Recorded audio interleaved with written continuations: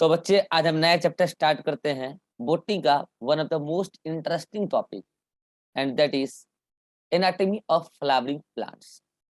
मैं आपको बता दूं बच्चों, अगर मैं नीट में बात करूं तो अगर मैं पास्ट में बात करूं तो पास्ट में इस चैप्टर का बहुत ज्यादा वैल्यू नीट में नहीं था। या तो एक क्वेश्चन आता था, कभी कभी दो क्वेश्चन आता था और कभी कभी मामला जीरो पे भी रह जाता था। ठीक है, हम लोग के समय। लेकिन अब ट्रेंड बदल रहा है, अब धीरे धीरे प्लांट एनाटॉमी को इंपॉर्टेंस दिया जा रहा है। तो अब ये मामला 3 to 4 क्वेश्चन तक भी पहुंच गया है।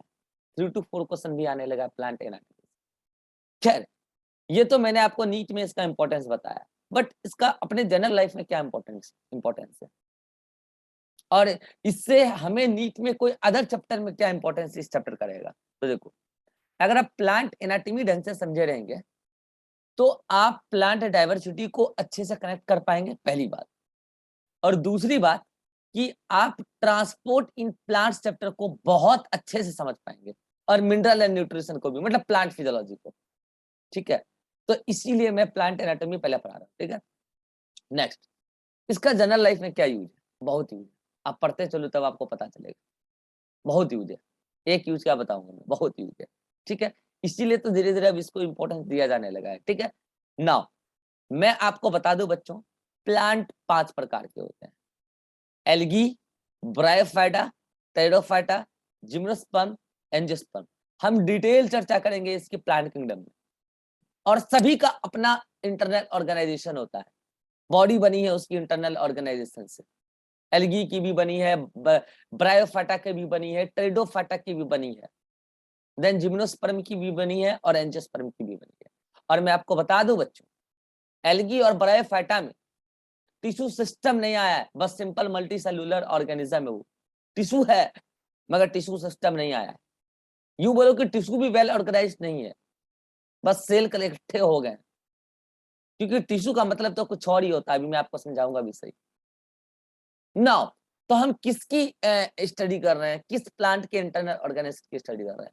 ना हम एल्गी की कर रहे हैं, ना हम ब्रायोफाइटा की कर रहे हैं, ना हम टेरिडोफाइटा की कर रहे हैं, ना ही हम जिम्नोस्पर्म की कर रहे हैं। हम तो केवल और केवल एंजियोस्पर्म। और एंजियोस्पर्म को हमने आपको पहले भी बताया, कॉमनली क्या कहलाता है एंजियोस्पर्म? Flowering plants.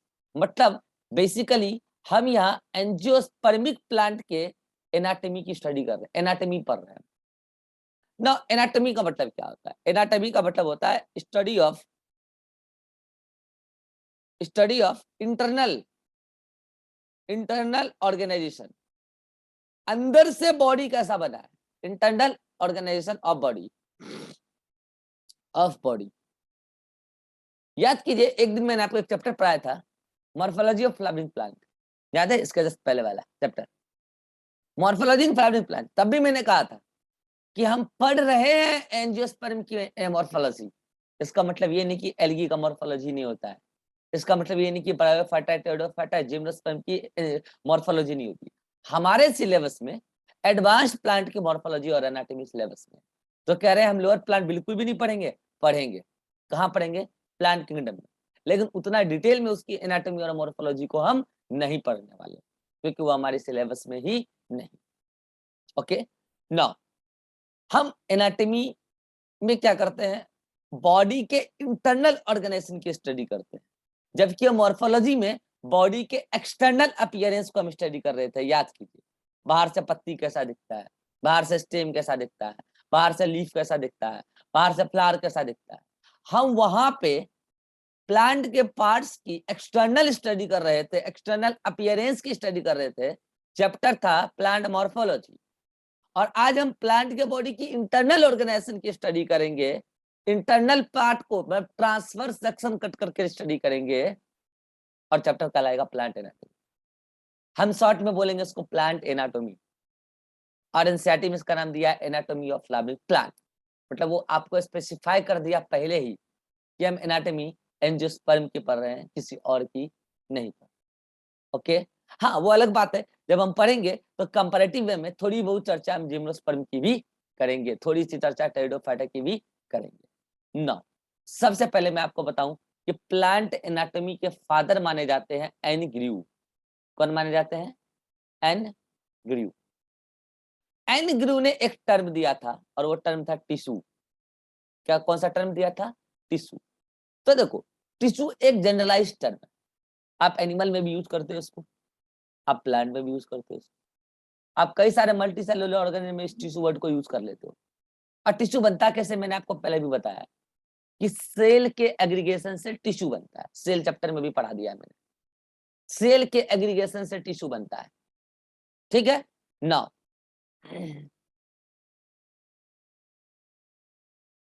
हाँ जी, तो मैं कह रहा था कि एन ग्रू ने ये टिश्यू टर्म पहली बार दिया है। तो टिश्यू तो एक जनरलाइज टर्म, इसका मतलब क्या होता है? देखो, इसका टेक्निकल मतलब ये होता है कि tissue is the group of cells. क्या बोला मैंने? It is the group of cells. But मैं यहाँ पे जिस सेल के बारे में बात कर रहा हूं, ये सेल स्ट्रक्चर वाइज, ये सेल फंक्शन वाइज, और ये सेल ऑरिजिन वाइज, तीन बातें मैं बात कर रहा हूं। ग्रुप ऑफ सेल है, ये सेल ऑरिजिन वाइज एकदम सिमिलर है, एकदम सिमिलर। सारे सेल एक ही सेल से बने होंगे। दैट मींस ये कि एक कोई सेल होगा और एक कई सारे सेल्स को बनाया। आप जानते हैं माइटोसिस में 1 से डबल, डबल से 4, 4 से 8 ऐसे होते जाएगा। यानी कि इन सभी सेल का ऑरिजिन ये वाला सेल है। यानी कि group of cell which have common origin, which have similar origin, common origin are called as tissue. Function तो यही है, मतलब कि डेफिनेशन तो यही है। बट हाँ, ये सच बात है कि एक टिश्यू में पाए जाने वाले सेल का स्ट्रक्चर ऑलमोस्ट सिमिलर होता है, मोस्टली सिमिलर होता है। क्या बोल रहा हूं मैं? मोस्टली, मेनली, रिमेनली, ऑलवेज ना, मेनली सिमिलर होता है। हाँ, कभी कभी डिसिमिलर भी होता है, रेयरली डिसिमिलर, कभी कभी डिसिमिलर भी होता है। और मैं आपको ये भी बता दूं कि ग्रुप ऑफ टिश्यू, मतलब कि ग्रुप ऑफ सेल्स में, मतलब टिश्यू में सेल्स का फंक्शन यूजुअली कॉमन होता है, मतलब मेनली कॉमन होता है। कभी कभी कॉमन नहीं भी होता है, मतलब कभी कभी एक ही टिश्यू के अलग अलग सेल का फंक्शन अलग अलग भी होता है, डिसिमिलर भी होता है। तो अगर मैं आपसे डेफिनेशन पूछूं टिश्यू का, तो आप किन दो क्राइटेरिया को छोड़ दोगे? आप स्ट्रक्चर फंक्शन को छोड़ देना, और किस क्राइटेरिया को पकड़ के आप डिफाइन करोगे टिश्यू को? आप ओरिजिन को पकड़ के डिफाइन करना। और ये डेफिनेशन मैंने नहीं, ये डेफिनेशन एन ग्रू ने दिया है, जो फादर ऑफ प्लांट एनाटॉमी कहे जाते हैं। क्या है tissue? A group of cell which have common origin. बस इतना डेफिनेशन है टिश्यू का। हाँ, आगे लाइन अगर कंटिन्यू करना है तो क्या बोलोगे? A group of cell which have common origin and have mostly similar function and usually common have mostly similar structure and usually common function। बस, लेकिन ये मत कह देना कि ऑलवेज स्ट्रक्चर सिमिलर ही होगा, ऑलवेज फंक्शन सिमिलर ही होगा, ऐसा नहीं है। और ये डेफिनेशन टिश्यू की प्लांट एनाटॉमी पर भी एप्लीकेबल है, और ये डेफिनेशन टिश्यू की एनिमल एनाटॉमी पे भी एप्लीकेबल है।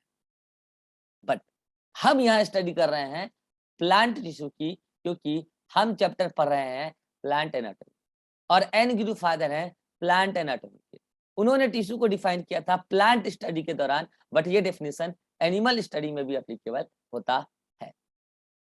तो ये तो मैंने आपको टिश्यू का मतलब समझाया कि टिश्यू क्या होता है।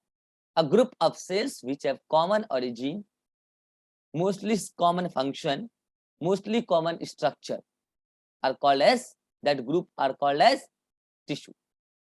अब मैंने समझा भी दिया। जैसे देखो, ये एक सेल था, एक से मान लो 2 बना, 2 से 4 बना, फाइनली एक से कई सारे बने। इसका मतलब इन सभी सेल का ओरिजिन फाइनली अल्टीमेटली यही है। तो बताओ कॉमन क्या हो गया? ओरिजिन। और ऐसा हमेशा होगा टिश्यू में। एक टिश्यू अगर मैंने कहा है तो सारे सेल का ओरिजिन पक्का सेम होगा, अदरवाइज वो टिश्यू है ही नहीं, अदरवाइज वो टिश्यू का पार्ट नहीं है।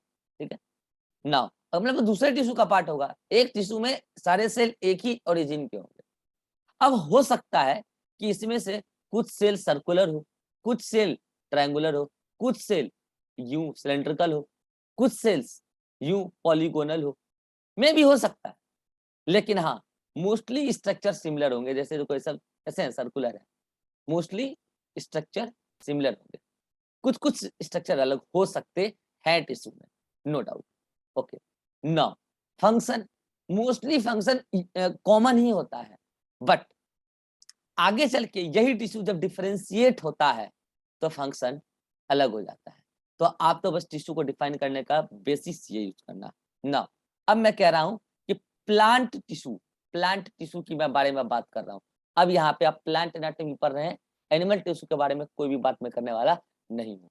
प्लांट टिश्यू दो प्रकार का होता है, दो प्रकार का। देखो भैया, मैं अभी यहाँ पे पूरी एनाटॉमी का एक ब्रीफ दे दूंगा, ठीक है, आगे आपको दिक्कत नहीं होगा। प्लांट एनाटॉमी में प्लांट टिश्यू दो प्रकार का होता है, और एक किस बेसिस पे, तो on the basis of function, function के आधार पर प्लांट टिश्यू दो प्रकार का। एक टिश्यू होता है मेरिस्टम, क्या बोलते हैं उसको, मेरिस्टम, और एक टिश्यू होता है परमानेंट टिश्यू। आज से टर्म आया है मेरिस्टम टिश्यू, और आज से ये टर्म आया है परमानेंट टिश्यू। और मैं आपको बता दूं, आने वाले प्लांट एनाटॉमी के हर लेक्चर में ये वर्ड यूज होगा, मेरिस्टम टिश्यू और परमानेंट टिश्यू, मेरिस्टम टिश्यू और परमानेंट टिश्यू। आज ही समझ लो, मेरिस्टम टिश्यू का दुनिया में कोई काम नहीं है, बस एक ही काम है, division division division division division.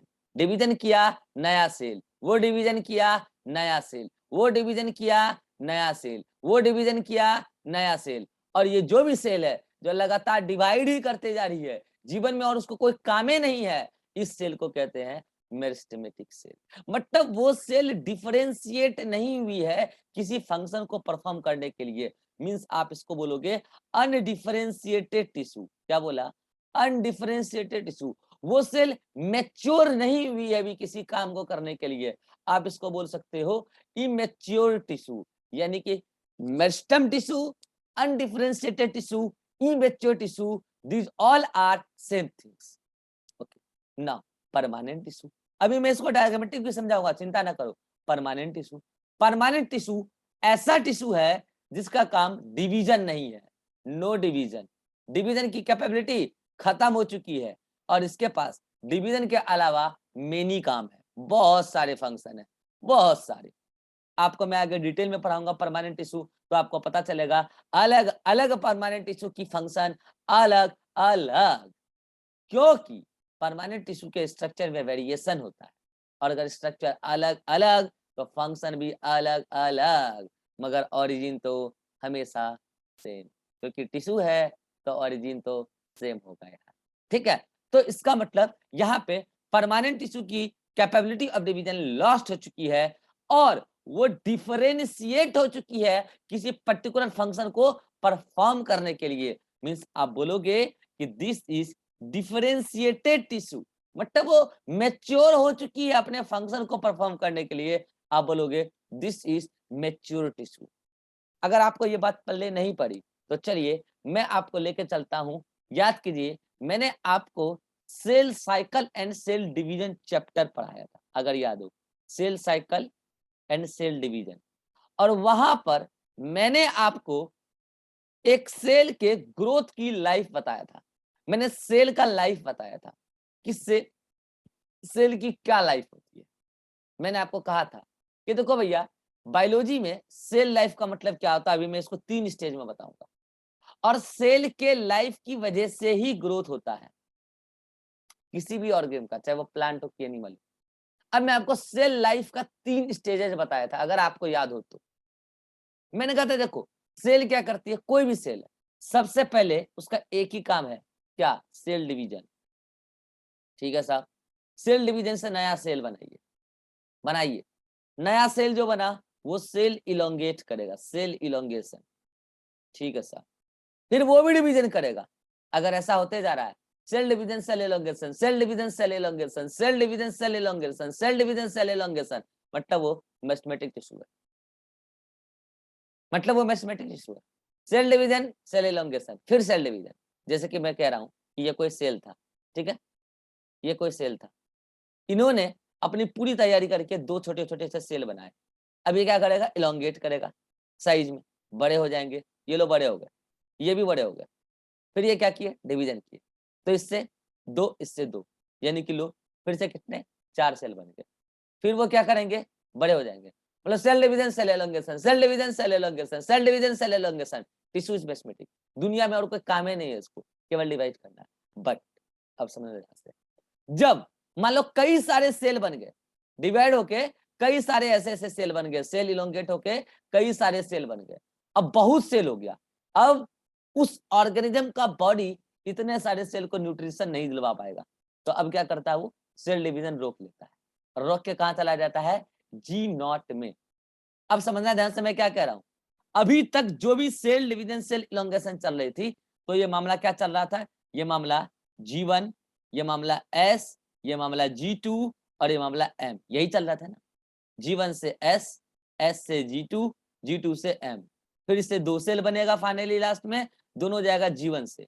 ऐसा जब तक चल रहा था, ऐसा जब तक चल रहा था, तब तक तो आप कहां थे, cell division cell elongation, cell division cell elongation, मतलब ये मेस्मेटिक टिश्यू था।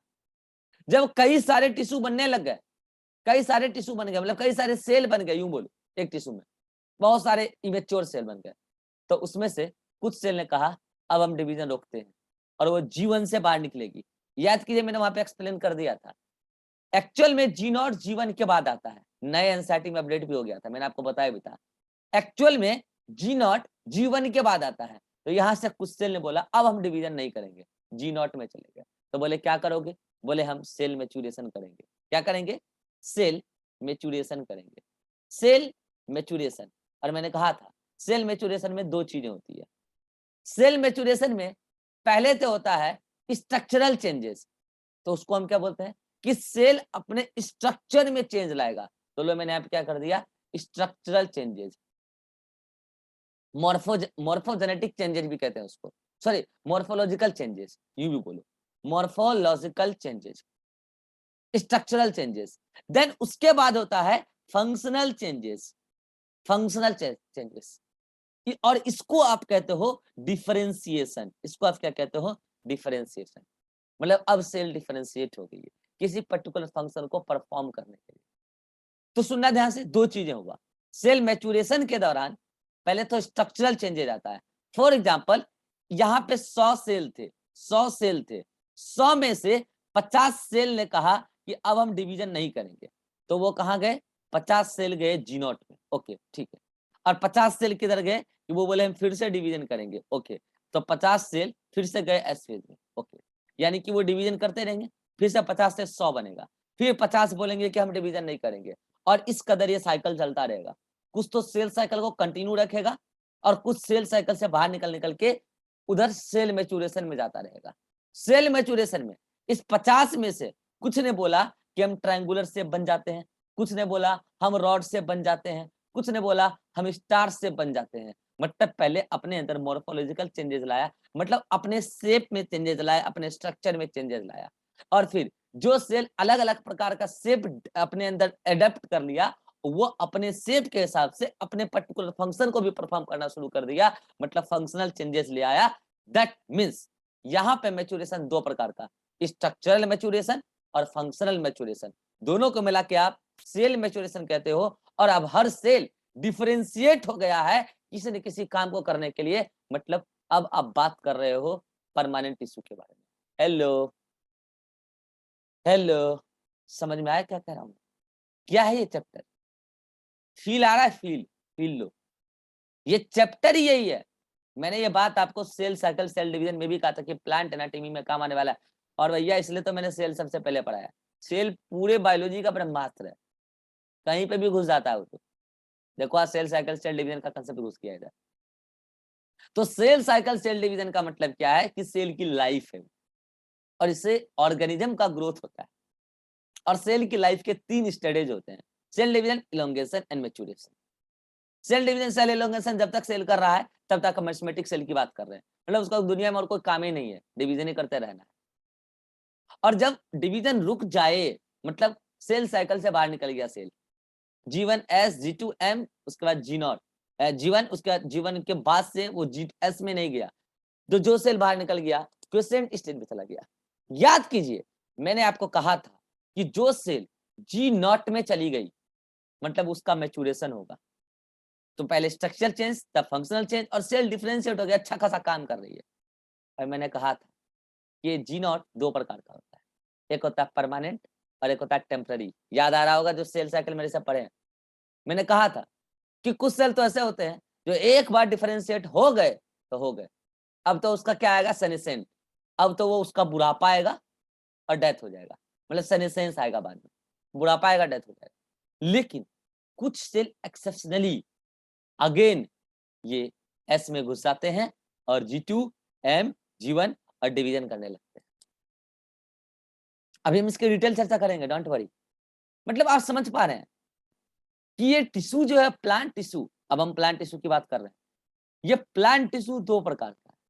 जो केवल डिवीजन करते रह रहा है वो मैथमेटिक्स है, और जो डिवीजन छोड़ के अपने किसी काम को परफॉर्म करने के लिए डिफरेंशिएट हो गया, मैच्योर हो गया, वो परमानेंट है। आज की लेक्चर में हम मैथमेटिक टिश्यू की हर प्रॉपर्टीज को पढ़ेंगे। Now I am going to start properties of mathematic tissue. यहां तक अगर किसी को कोई डाउट है तो आप पूछ सकते हैं। विवेक, एनी डाउट?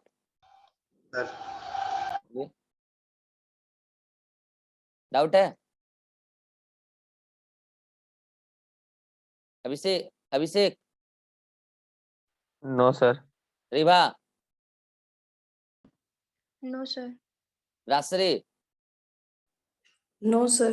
चलिए अति का लगता है तबीयत से नहीं भाई, इंफॉर्मेशन भी नहीं दिया है और आया भी नहीं। चलिए ठीक है, क्लास के बाद बात करते हैं। हाँ, प्रॉपर्टीज ऑफ मैथमेटिक टिश्यू। और बच्चों मैं आपको बताऊं ये प्रॉपर्टीज बहुत इंपॉर्टेंट है, ये आगे तक काम आता है और हर चैप्टर में काम आता है। बोटनी का चैप्टर में मैथमेटिक टिश्यू, मैथमेटिक टिश्यू, ठीक है, आज ही समझ ही ले उसको। एक बात बताया मैंने आपको, माइक बंद करो, किसका माइक ऑन है? रासरी, हाँ। मैंने आपको cell cycle, sorry cell structure वाले चैप्टर में मैंने आपको पढ़ाया था कि एनिमल में तो सेल वॉल नहीं होता, लेकिन प्लांट में होता है, और भी अदर ऑर्गेनिज्म में भी होता है, बैक्टीरिया, फंजाई वगैरह में भी होता है, लेकिन प्लांट में तो होता है। मैं आपको एक बात बताता हूँ, एक बात बताओ, दिमाग लगा के बताना।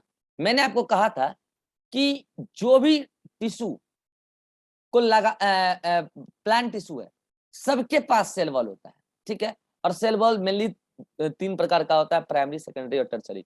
टर्सरी तो रेयर होता है। प्राइमरी सेल वॉल और secondary cell wall.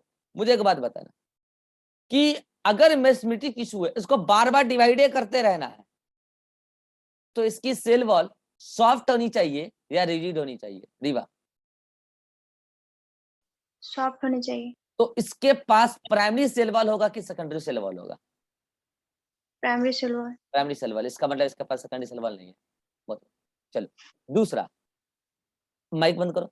Mathematic tissue है, इसको बार बार डिवीजन करना है, तो मुझे बताओ इसका मेटाबॉलिज्म, इसका मेटाबॉलिज्म स्लो होना चाहिए कि फास्ट होना चाहिए? विवेक, फास्ट होगा सर। फास्ट होना चाहिए, क्योंकि इसको सेल डिवीजन करना है। इसको सेल डिवीजन में एनर्जी चाहिए, खूब सारी एनर्जी चाहिए, तो इसके लिए मेटाबॉलिज्म फास्ट रखना पड़ेगा, तो इसका मेटाबॉलिज्म फास्ट। चलो, अब मैं कह रहा हूं कि लगातार सेल डिवीजन कर रहा है, लगातार सेल डिवाइड कर रहा है, तो मुझे बताओ, आप जानते हो सेल डिवीजन की जो लॉन्गर स्टेज है वो है इंटरफेज। इंटरफेज में G1, S और G2 आता है, और आपको पता है कि इस दौरान जीवन में ट्रांसक्रिप्शन एंड ट्रांसलेशन चलता है। तो मुझे बताओ, अगर ये सेल बार बार बार बार बार बार डिवाइड ही कर रही है, तो मुझे बताना इसकी ट्रांसक्रिप्शन और ट्रांसलेशन की रेट स्लो होगी या फास्ट होगी? अभिषेक, इसकी ट्रांसक्रिप्शन फास्ट हो गए। ट्रांसक्रिप्शन और ट्रांसलेशन की रेट फास्ट होगी, तभी तो ये जल्दी से इंटरफेज को गुजारेगा और सेल डिवाइड करेगा फाइनली एम फेज में जाके, फिर उसका भी ट्रांसक्रिप्शन और ट्रांसलेशन फास्ट। इसका मतलब यहाँ पर ट्रांसक्रिप्शन और ट्रांसलेशन का रेट फास्ट होगा। अगर ट्रांसलेशन फास्टली हो रहा है तो मुझे बताना राजश्री, प्रोटीन यहाँ पे लेस होगा या एबंडेंटली प्रेजेंट होगा?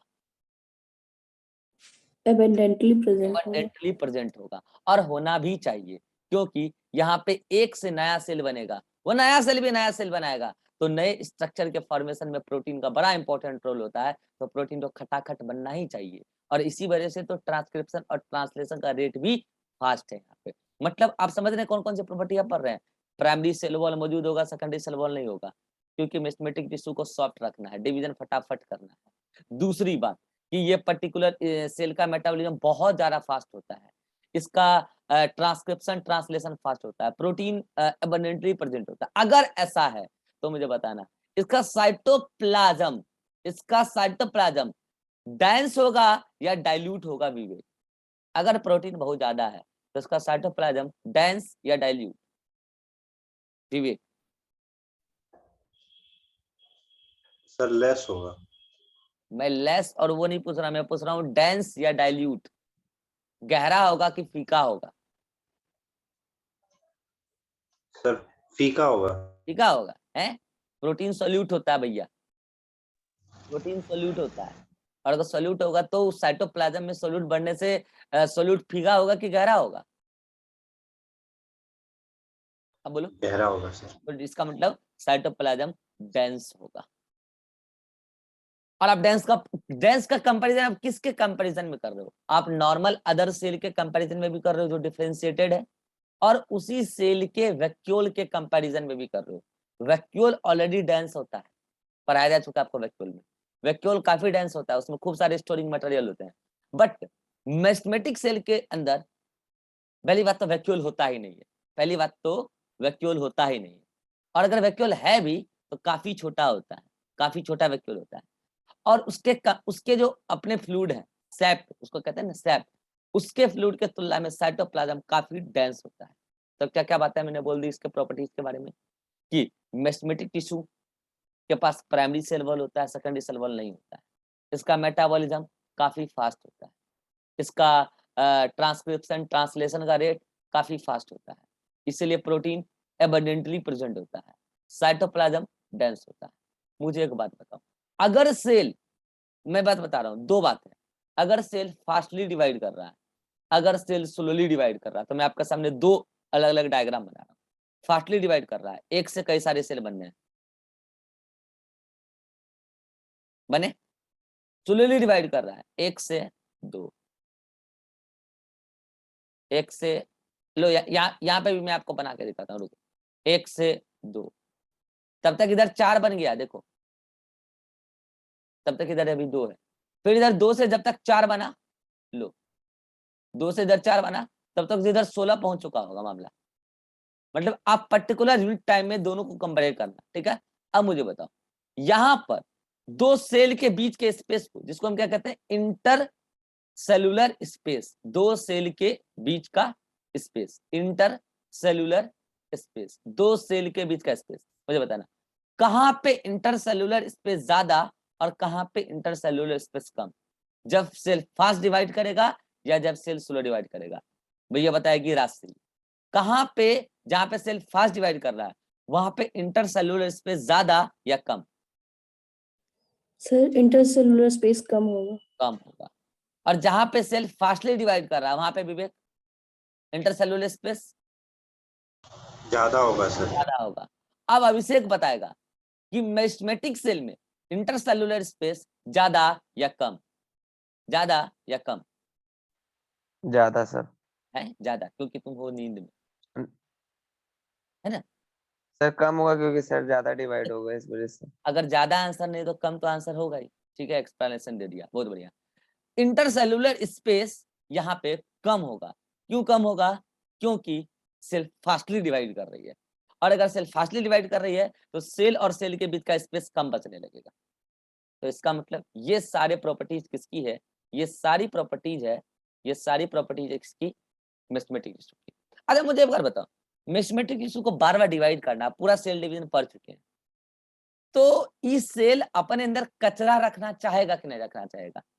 मतलब वेस्ट मटेरियल को स्टोर करना चाहेगा कि नहीं करना चाहेगा? रिवा, वेस्ट मटेरियल स्टोर यहाँ होगा कि नहीं होगा? अरे बोलो। सर नहीं होगा। नहीं होगा। अगर होगा तो बहुत कम होगा, इसलिए तो मैंने कहा वैक्यूल बहुत छोटा होगा, तो बहुत छोटा। भैया सेल को डिवाइड करना है यार, और वैक्यूल डिस्टरबेंस क्रिएट करेगा बार बार सेल डिवीजन में, इसलिए मेस्मेटिक टिश्यू में वैक्यूल बहुत छोटा होता है या तो होता ही नहीं है, ये एक्सक्रीटरी प्रोडक्ट, ये मतलब कि यूं बोलो कि अनवांटेड प्रोडक्ट बहुत कम स्टोर करता है नॉर्मल सेल की तुलना में। जो डिफरेंशिएटेड होती है वो ज्यादा स्टोर करती है मतलब कि अनवांटेड मटेरियल, जिसको बोलते हैं waste material. Okay, now these are the properties of meristematic tissue. और ये मेस्मेटिक टिश्यू, टिश्यू की हम बात कर रहे हैं, मेस्मेटिक टिश्यू परमानेंट टिश्यू से बिल्कुल अलग है। परमानेंट कुछ और ही होता है ना। ये तो मैंने बात करी अभी प्रॉपर्टीज ऑफ मेस्मेटिक टिश्यू। अब हम आगे अभी बात करने वाले हैं आपसे क्लासिफिकेशन ऑफ मेस्मेटिक टिश्यू। हम आपसे अभी क्लासिफिकेशन भी बात करेंगे। ओके ना, पहले आप इन सारी बातों को एक बार अपने नोटबुक में देख लीजिए, कहाँ पे लिखा है सारी बात।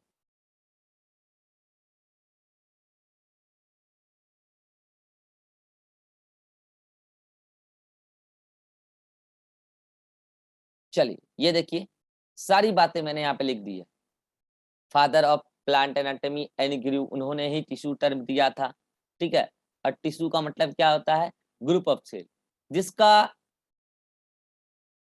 सेल, जिसका सिमिलर और डिसिमिलर स्ट्रक्चर हो सकता है, मगर उसका ओरिजिन हमेशा कॉमन होगा और उसका फंक्शन यूजुअली कॉमन होगा, यूजुअली, ऑलवेज नहीं।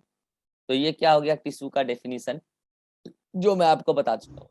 टिश्यू फंक्शन के बेसिस पे दो प्रकार का, एक होता है कि जिसका काम है कंटिन्यूअस डिवीजन करना है, और जिसका काम अदर देन डिवीजन होता है। जो कंटिन्यूअस डिवीजन करता है वो मेरिस्टेम है, और जो कंटिन्यूअस डिवीजन नहीं करता है वो परमानेंट। मेस्मेटिक टिश्यू इमेच्योर टिश्यू है, अनडिफरेंशिएटेड टिश्यू है, उसका कोई स्पेशलाइज्ड वर्क नहीं है। जीवन में एक ही काम है, डिवाइड करते रहो भैया, और आपका कोई काम नहीं है। And these are the properties of meristematic tissue. ये देख लो, continuous division, metabolism fast, protein synthesis fast, cytoplasm dense. और मुझे बताओ, अगर ये लगातार डिवीजन कर रहा है, एनर्जी ज्यादा चाहिए, तो माइटोकॉन्ड्रिया का नंबर भी यहाँ पे ज्यादा होगा। माइटोकॉन्ड्रिया ज्यादा, ट्रांसक्रिप्शन फास्ट, ट्रांसलेशन फास्ट। अच्छा, न्यूक्लियस का साइज बड़ा होगा कि छोटा होगा? जाहिर सी बात है, न्यूक्लियस का साइज बड़ा होगा। क्यों? न्यूक्लियस के अंदर से ही तो मेटाबॉलिज्म का रेगुलेशन होता है, और न्यूक्लियस का साइज बड़ा होना भी चाहिए, क्योंकि ड्यूरिंग सेल डिवीजन पहले होता है कैरियोकाइनेसिस, और कैरियोकाइनेसिस के दौरान न्यूक्लियस अपने साइज को पहले इनलार्ज करता है, अंदर क्रोमोसोम का मटेरियल वगैरह जो अपना कंडेंसेशन वगैरह करता है, तो न्यूक्लियस का साइज बड़ा होगा। एबंडेंट प्लाज्मोडेस्मेटर कलेक्शन, इसका मतलब समझा रहा हूँ। अगर सेल दूर दूर है, तो वहां पे प्लाज्मोडेस्मेटर कनेक्शन कम बनेगा, क्योंकि एक सेल का दूसरे सेल से कॉन्टेक्ट कम है।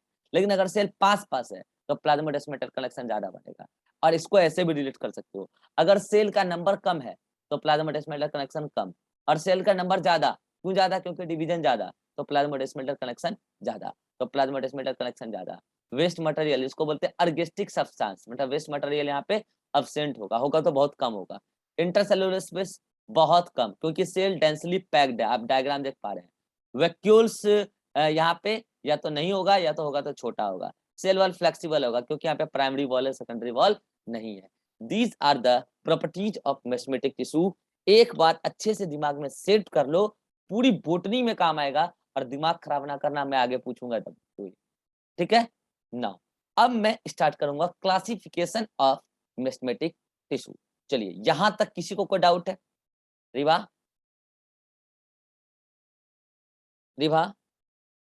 विवेक, यहां तक कोई डाउट है? No sir.